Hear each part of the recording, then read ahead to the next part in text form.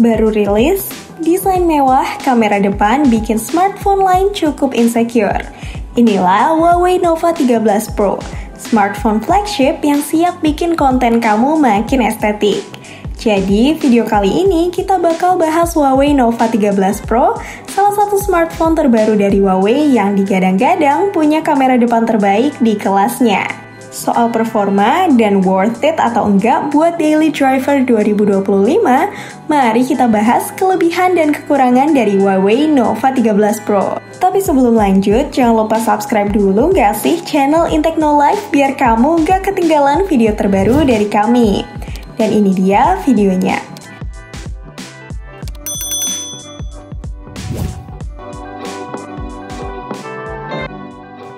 Biasanya sih kamera telefoto itu ada di belakang ya, tapi di Huawei Nova 13 Pro malah ditaruh di depan. Gokil sih, ini baru beda. Gak cuma itu, kamera depannya juga ditemenin sama lensa ultrawide. Bisa dibilang ini handphone overkill buat selfie, tapi justru itu yang bikin banyak orang suka. Udah jelas kalau sektor kamera depan jadi senjata utamanya. Tapi jangan salah, ternyata bagian lain kayak layar, performa sampai baterai juga nggak kalah menarik. Berada di kelas menengah sebagai flagship killer, Huawei Nova 13 Pro berada di rentang harga 7-8 juta rupiah. Harga yang rasanya udah pantas untuk kemampuan yang ditawarkan. Dari segi desain, berbeda dengan smartphone pada umumnya, Huawei Nova 13 Pro punya desain body curve di tiap sisi. Hal ini bikin tepi framenya lebih melengkung dari smartphone kebanyakan, dan menurut kami desain kayak gini membuatnya terasa lebih mudah saat digenggam. Serta yang paling penting adalah rasa nyaman karena tidak terasa tajam di bagian tepinya. Soal bodinya, Huawei tampaknya tidak terlalu fokus untuk membuat handphonenya tipis dan ringan. Ketebalannya ada di angka 7,8 mm yang nggak bisa dibilang tebal juga. Sementara untuk beratnya ada di 209 gram, cukup berat dibandingkan smartphone lain yang beratnya di bawah 200 gram. Di bagian depannya ada notch atau rumah kamera depan berbentuk pil, bukan lingkaran atau punch hole. Tapi tenang, ukurannya nggak terlalu besar dan nggak akan menghalangi layar. Lagi pula, kalau memang di dalamnya ada dua kamera yang fungsional, kami kira bisa menerimanya meski sedikit lebih besar.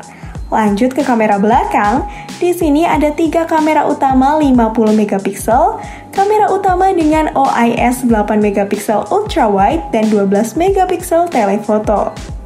Smartphone ini kamera utamanya tajam banget, dynamic range luas dan warnanya juga nggak terlalu lebay. Ya wajar sih di kelas harganya. Ultrawide-nya cukup oke di kondisi terang walaupun detailnya agak menurun di kondisi low light. Dan yang menarik adalah kamera telefotonya. Jarang-jarang smartphone di kelas harga ini punya lensa zoom 2-3 kali yang hasilnya nggak pecah. Dan yap, buat motret objek dari jauh atau potret bokeh yang natural, kamera ini bisa diandalkan banget. Nah, bagian paling unik dan jadi highlight smartphone ini adalah kamera depan. Ada 2 lensa 60 megapiksel ultrawide dan 8 megapiksel telefoto dengan autofocus. Aku ulang ya, telefoto depan. Seperti yang kami bilang, biasanya telefoto itu buat kamera belakang, tapi Huawei kasih ini di depan. Jadi kalau kamu suka selfie, kamu bisa pilih angle ultrawide biar rame-rame masuk semua atau pakai telefoto buat close up muka kamu dan hasilnya tajam banget. Fitur AI Best Expression juga keren. Misalnya pas rame-rame, AI bakal pilih momen terbaik dari wajah buat diambil dalam satu foto yang paling ideal. Ada juga mode beauty, HDR, dan video selfie 4K yang cocok banget buat content creator, vlogger, atau live streaming. Next, pindah ke bagian layar. Layarnya pakai panel LTPO OLED 6,76 inch, resolusi 1,5K, refresh rate-nya adaptif dari 1 Hz sampai 120 Hz. Jadi scrolling berasa smooth tapi tetap hemat baterai. Warnanya vivid, tajam, dan cocok buat nonton Netflix, YouTube, atau ngedit foto, dan bezelnya juga tipis.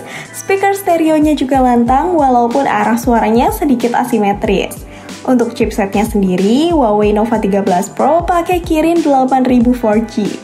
Yap, ini chipset bikinan Huawei sendiri. Meskipun gak ada 5G, performanya masih ngebut banget buat multitasking, game, dan juga kamera.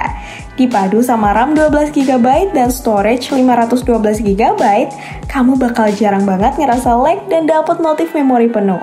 Buat game kayak MLBB, PUBG, atau Genshin masih aman walaupun bukan yang paling maksimal. Baterainya sendiri 5000 mAh, awet seharian. Tapi yang bikin puas adalah charging 100 watt. Bayangin deh, dari 0 ke 50% cuma butuh 9 menit. Ini sih cocok banget buat kamu yang sering buru-buru. Smartphone ini juga banyak fitur pelengkap kayak fingerprint di layar, IP65 rating, USB 3.1, NFC, dan OS-nya pakai Harmony OS 4.2 yang sekarang udah makin matang. App Gallery sekarang juga makin lengkap dan kamu tetap bisa akses aplikasi populer pakai Gbox atau Petal Search. Akan tetapi, nggak akan ada smartphone yang sempurna. Beberapa hal yang mungkin jadi catatan adalah belum 5G. Ini agak disayangkan di harga segini. Nggak ada wireless charging, karena buat beberapa orang, wireless charging sangat penting apalagi sekarang di mobil sudah banyak yang menyediakan kompartemen wireless charging. Terus nggak ada slot microSD and jack audio yang meski ini udah jadi tren umum dan kayaknya hal ini bukan terlalu masalah mengingat internalnya yang sudah 512GB. Kesimpulannya, handphone ini cocok banget buat kamu yang suka selfie, vlogging, atau aktif di media sosial. Kamera depannya luar biasa, desain mewah, performa kencang, dan layarnya bikin betah. Kekurangan seperti absennya 5G dan wireless charging memang cukup disayangkan. Tapi buat kamu yang lebih peduli sama kualitas kamera dan user experience keseluruhan, ini smartphone yang layak untuk dipertimbangkan. So, gimana menurut kalian? Tertarik cobain? Untuk harganya sendiri, smartphone ini sekarang dijual di toko resmi Huawei di angka Rp7.929.000. Silakan kalau mau ngasih pendapat kalian di kolom komentar. Dan untuk link toko resmi dari Huawei, kalau kamu mau cek update harga dan cek ulasan dari yang udah pernah beli, kami sudah taruh link tokonya di deskripsi video ini agar mempermudah kamu. Silakan bisa langsung kamu cek. Dan terakhir, terima kasih sudah menonton video kami. Jangan lupa like, share, and subscribe biar nggak ketinggalan konten menarik lainnya. Sampai ketemu di video selanjutnya.